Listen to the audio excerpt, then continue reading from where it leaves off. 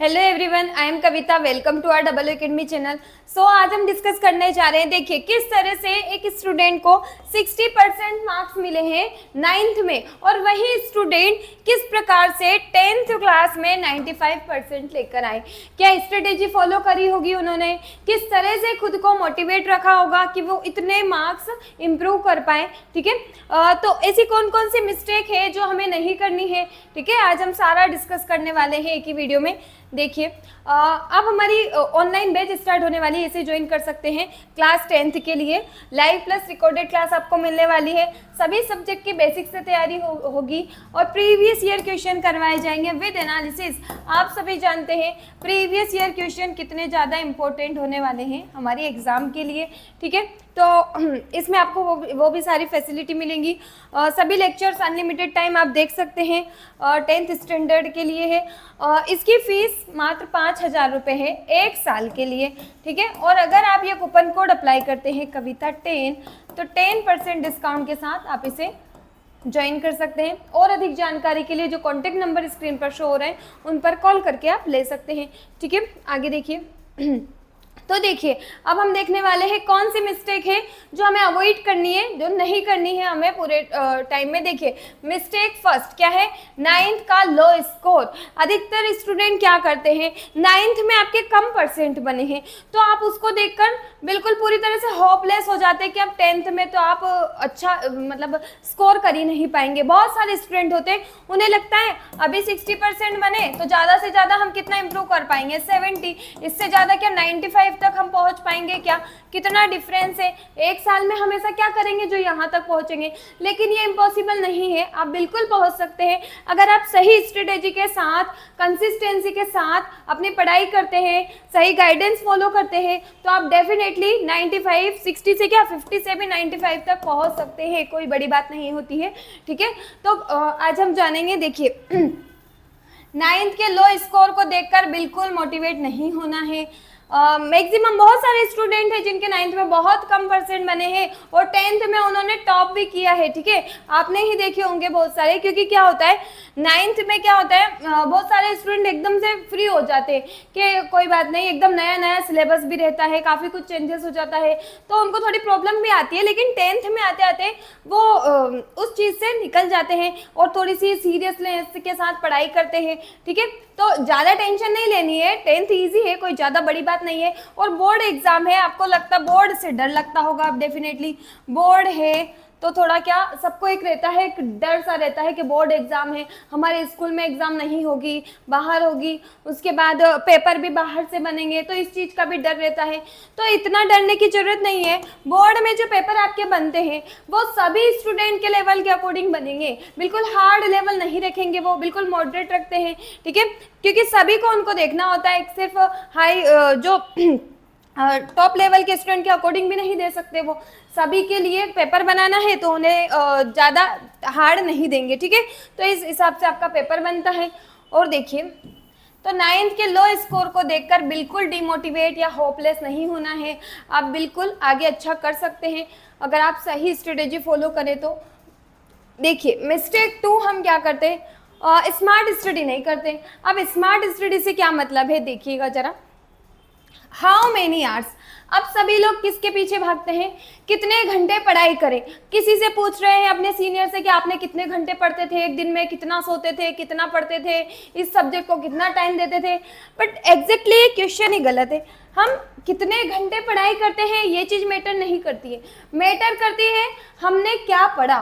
ठीक है, देखिए कैसे टाइम टेबल बनाते हैं हम, 9 से 10 पढ़ाई करनी है, 10 से 11 खेलना है, 12 बजे तक, फिर 11 से 12 पढ़ना है, फिर सो जाना है। ऐसा मतलब जो भी टाइम टेबल हम किसके अकॉर्डिंग बनाते हैं, इतने बजे स्कूल जाना है, फिर स्कूल से आके इतने घंटे पढ़ना है, इसके अकॉर्डिंग हमारा टाइम टेबल बनता है। डेफिनेटली सभी ने बनाया होगा, लेकिन हमें टाइम टेबल इस तरह से बनाना ही नहीं है। हमें बनाना है कि हमें एक दिन में कितना टॉपिक क्लियर करना है, हिंदी, इंग्लिश, सब्जेक्ट वाइज लिखिए सारे जो भी आपके सब्जेक्ट हैं, साइंस, सोशल साइंस, जितने भी सब्जेक्ट हैं सब्जेक्ट लिखिए।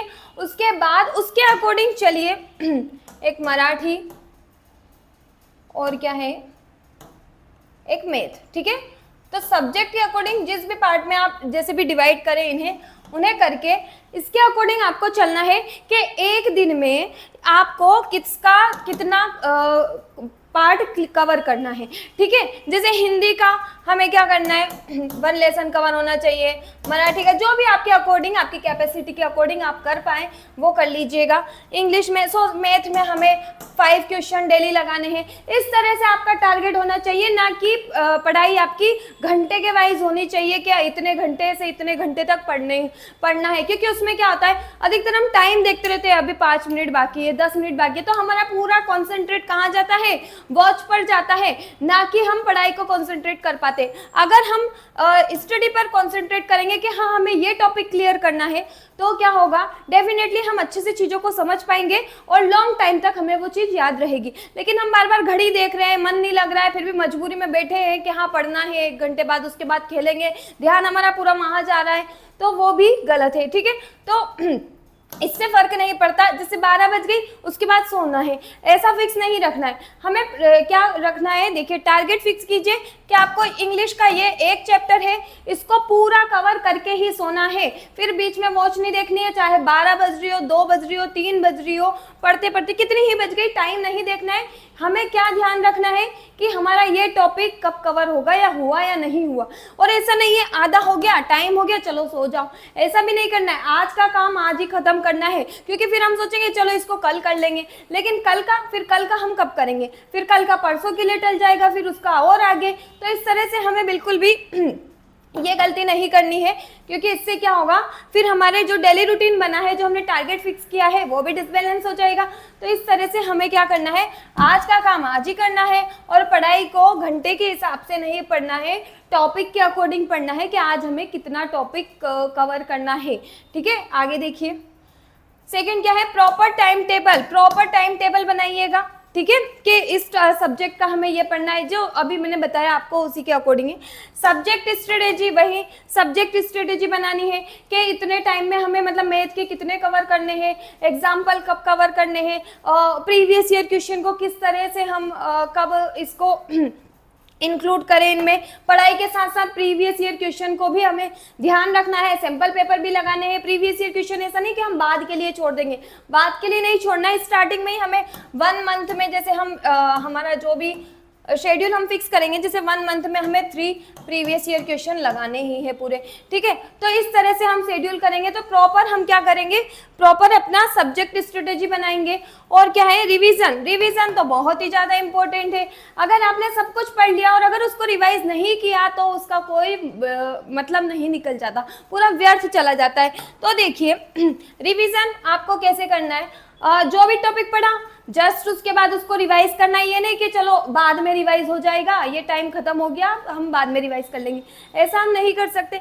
रिवीजन हमें टॉपिक पढ़ा, अच्छे से थ्योरी हमने समझी, क्वेश्चन लगाए, उसके जस्ट बाद ही रिवीजन करना है। रिवीजन के लिए हमें टाइम निकालना ही पड़ेगा, ठीक है। तो क्या है, रिवीजन हमें जस्ट करना है, क्योंकि बाद में अगर करेंगे तो फिर आपको उतना ही टाइम लगना है जितना कि आपको अभी थ्योरी पढ़ने में लगा है, क्योंकि वो चीज़ आपके लिए बिल्कुल नई हो जाएगी, क्योंकि आपने उसको चीज़ को रिवाइज नहीं किया। तो आपके लिए फिर ऐसा लगेगा कि आप फर्स्ट टाइम ही पढ़ रहे हैं। तो रिविजन साथ में करिएगा, क्योंकि बाद में बर्डन नहीं लेना है फालतू। आगे देखिए 3 मिस्टेक क्या है, mistake number 3, writing practice and calculation. Writing practice करना बहुत ज़्यादा जरूरी है। आपने अगर पढ़ने की प्रैक्टिस की है, ठीक है, थ्योरी आपको याद है, आप ओरली सबको सुना सकते हैं, ठीक है, लेकिन अगर आपने उस चीज़ को लिखकर नहीं देखा, तो ये भी हमारे एग्जाम में बहुत ही ज़्यादा मतलब आप बोल सकते हैं बहुत बड़ी मिस्टेक करते हैं हमेशा करके, क्योंकि एग्जाम में क्या होता है, स्पीड से लिखना होता है। अगर हमने उस चीज़ की प्रैक्टिस नहीं की, लिखकर नहीं देखा, तो हम स्पीड मेंटेन नहीं कर पाएंगे, और हमने जितना भी याद रखा उसको अगर हम लिख ही नहीं पाए, तो फिर क्या मतलब है उस चीज़ का, ठीक है। तो क्या है, राइटिंग प्रैक्टिस हमें करनी है, जो क्वेश्चन हम याद करें उन्हें हमें लिखकर भी देखना है, और लिखने से बहुत सारे फायदे हो जाएंगे हमारे। जैसे कि आंसर आप ऐसे ही नहीं, कुछ भी ऐसे लिखिएगा, ठीक है, जैसे आप बोर्ड एग्जाम में ही लिख रहे हैं। बाकायदा आंसर नंबर 1 डालिए, आंसर नंबर 1 इस तरह से लिखिएगा, ठीक है। जो भी टॉपिक है उसका नाम लिखिएगा, ठीक है। जैसे टॉपिक का नाम है आपका 4 धातुएं, ठीक है, जो आपका केमिस्ट्री का है, मेटल नॉन मेटल जो भी टॉपिक है आपने डाला, ठीक है, और इस पे अंडरलाइन की और फिर आपने स्टार्ट कर दिया, इसकी डेफिनेशन लिख दी, एग्जाम्पल लिख, जो भी लिखा, क्या क्या आता है इसमें सब कुछ लिखा, सीक्वेंस वाइज पॉइंट्स बनाकर लिखे, अच्छे से लिखे, बिल्कुल ऐसे लिखना है जैसे हम एग्जाम में ही लिख रहे हैं, ताकि यहाँ से आपकी प्रैक्टिस हो जाएगी। और ऐसे आपने अंडरलाइन भी हाथ से करने की कोशिश कीजिएगा, ताकि एग्जाम में आपको बार बार स्केल नहीं उठानी पड़े। तो क्या होगा, उससे तो आपका टाइम भी यहाँ पर आप बचा सकते हैं, ये छोटे छोटे टाइम बचाएंगे आप, यही बहुत ज़्यादा इंपॉर्टेंट है आपके एग्जाम में दूसरे क्वेश्चन को कवर करने के लिए, ठीक है। तो क्या है, यहाँ पे आप हाथ से प्रैक्टिस करिए, बिल्कुल कैसे भी, अभी आप कैसे भी खींचेंगे चलेगा, लेकिन आपके धीरे धीरे एग्जाम तक इसकी बहुत अच्छी प्रैक्टिस हो जाएगी और आपको किसी स्केल की जरूरत नहीं पड़ेगी ये लाइन ड्रॉ करने के लिए, ठीक है। तो ये भी आपके लिए बहुत इंपॉर्टेंट है। राइटिंग प्रैक्टिस, कैलकुलेशन मैथ में बहुत ज़्यादा इंपॉर्टेंट है, कैलकुलेशन बहुत अच्छी रखनी है, अभी से रखनी है, आंसर को रटना नहीं है, ठीक है। मेक नोट्स, आप जब नोट्स बनाएंगे तो ये प्रैक्टिस आपकी अपने आप होगी। राइटिंग प्रैक्टिस किससे होगी, अगर आप नोट्स खुद के बना रहे, थ्योरी आपने पढ़ी, उसके बाद उसके नोट्स आपने बना लिए, तो आपकी राइटिंग प्रैक्टिस तो अपने आप होगी, क्योंकि आप नोट्स में क्या लिखेंगे, वही चीज़ लिखेंगे जो आपने पढ़ा है, तो आपका रिविजन भी होगा, राइटिंग प्रैक्टिस भी होगी, काफ़ी कुछ फायदा होने वाला है खुद के नोट्स से। और ये चीज़ जो नोट्स है आपके खुद के सेल्फ नोट, ये आपके एग्जाम का जो आप रिवीजन करेंगे उसमें बहुत ही इंपॉर्टेंट रोल प्ले करने वाले हैं, तो ये चीज़ आपके लिए बहुत जरूरी है, ठीक है। आगे देखिए, मिस्टेक नंबर 4 है कंसिस्टेंसी। आप देखिए, कंसिस्टेंट कोई नहीं रह पाता। स्टार्टिंग में क्या होता है, हमें एकदम जोश आता है कि हाँ अब तो 95 प्लस लेकर ही आना है कैसे भी करके, ठीक है। स्टार्टिंग में बहुत जोश आता है, हम नई नई बुक्स मंगवा लेते हैं, सारा अरेंजमेंट कर लेते हैं, बिल्कुल घर को लाइब्रेरी बना लेते हैं। फिर उसके बाद क्या होता है, धीरे धीरे जाके हमारा वो कॉन्फिडेंस, जो जोश आता है वो धीरे धीरे ठंडा होता जाता है, ठीक है। फिर हम कंसिस्टेंट नहीं रह पाते, बीच में कुछ ब्रेक आ गया, या हमारे यहाँ गेस्ट आ गए, या फिर हम कहीं चले गए, या हमारा मन इधर उधर कहीं भी भटकता रहता है, तो क्या है, कंसिस्टेंसी नहीं रख पाते। और अगर जिस स्टार्टिंग में आपने जिस कंसिस्टेंसी के साथ, जिस जोश के साथ पढ़ाई की, अगर वो जोश आप लास्ट तक बना के रखेंगे तो कैसे आप 95 प्लस स्कोर नहीं करेंगे, सोचने वाली बात है। डेफिनेटली कर पाएंगे, लेकिन आप कंसिस्टेंट नहीं रह पाते हैं, ठीक है। तो आपको कंसिस्टेंसी तो रखनी ही है। कभी इमरजेंसी हो जाती है, हम कहीं चले जाते हैं, या हमारे यहाँ कोई गेस्ट आ जाता है, तो हम ज़्यादा ध्यान, मतलब ज़्यादा नहीं पढ़ पाते, हमें प्रॉपर टाइम नहीं मिल पाता। लेकिन ऐसा नहीं कि हम बिल्कुल ही ना पढ़े, उसमें भी हमें 1-2 घंटे तो निकालने ही है, चाहे घर में हमारे शादी आ जाए या कुछ भी हो, हमें 1-2 घंटे निकाल कर पढ़ाई करनी ही है। चाहे हम बाहर जा रहे हैं तो हम मोबाइल के थ्रू पढ़ सकते हैं, आजकल बहुत सारी टेक्नोलॉजी है, ठीक है, हम मोबाइल के थ्रू ऑनलाइन क्लास ले सकते हैं, लेकिन पढ़ाई की जो कंसिस्टेंसी है वो नहीं छूटनी चाहिए। टोटल मिलाकर बात ये है, ठीक है। तो ये चीज़ आपके लिए बहुत ज़्यादा जरूरी है। आगे देखिए, टिप्स देखिए, सेट अ टारगेट। सबसे पहले तो हमें टारगेट फिक्स करना है। आपका टारगेट फिक्स होना चाहिए, क्या जैसे 95 प्लस स्कोर करना है, ये टारगेट आपका फिक्स होना चाहिए। ये फिक्स होना चाहिए कि मैथ में तो 100 में से 100 ही चाहिए, ठीक है, एक नंबर भी हमारा नहीं कटना चाहिए। 100 आउट ऑफ 100 की हमें प्रिपरेशन करनी है और इतने नंबर लेकर ही आने हैं। हर सब्जेक्ट का टारगेट फिक्स कीजिए, किस तरह से पढ़ना है वो भी टारगेट फिक्स कीजिए कि लास्ट का 1 मंथ तो आपको पूरा रिवीजन के लिए देना है। ये टारगेट होना चाहिए कि 1 मंथ तो हमारे पास है ही नहीं, 1 मंथ तो आप हटा ही दो कि ये तो है ही नहीं, बिल्कुल गायब हो गया, ठीक है। क्या मतलब, ऐसा सोच लो कि हमारी एग्जाम 1 महीने पहले ही होने वाली है, क्योंकि ये 1 मंथ क्या है, आपको रिवीजन के लिए देना है प्रॉपर, क्योंकि जो चीज़ आपने पढ़ी उसको रिवाइज नहीं किया तो बहुत ही ज़्यादा आपके लिए प्रॉब्लम वाली बात है, ठीक है। तो आपको 1 मंथ तो हटा ही देना है। टारगेट फिक्स कीजिए। टाइम मैनेजमेंट बहुत ज़्यादा जरूरी है। टाइम मैनेजमेंट कैसे कर पाएंगे आप, टाइम मैनेजमेंट के लिए बेस्ट है, नोट्स बनाएंगे आप तो आपकी स्पीड थोड़ी फास्ट होगी। आप एग्जाम में कैसे लिखेंगे ये चीज़ आपको पता चलेगी कि आपको कितने टाइम में कितना क्वेश्चन कवर करना है। और पहली बार टाइम मैनेजमेंट इससे भी होता है, देखिए कितने बार क्या होता है, 2 नंबर का क्वेश्चन, 3 नंबर का क्वेश्चन, 5 नंबर, जो भी क्वेश्चन आते हैं हम क्या करते हैं, 3 नंबर में क्वेश्चन आ गया, अब हमने बहुत अच्छे से उसको पढ़ा हुआ है, हमें मतलब पूरा याद है, तो हम उसको ऐसे लिखने बैठते हैं कि बस अब तो इसके बारे में पूरा ही लिख देंगे, ठीक है। फिर हम इसको इतना बड़ा लिख देते हैं कि वो 5 नंबर लायक हो जाता है। लेकिन क्या एग्जाम एग्जामिनर हमें उसके 5 नंबर देंगे क्या, मतलब जो हमारी कॉपी चेक करेंगे 5 नंबर देंगे क्या, 3 नंबर का है तो 3 नंबर ही मिलने वाले हैं, तो उसे इतना टाइम मतलब इतना क्यों देना है हमें, 3 नंबर लायक ही लिखेंगे, चाहे हमें पूरा आता है लेकिन हमें उसको इतना ही लिखना है कि हमें 3 नंबर मिल जाए, सफिशियंट है, ठीक है।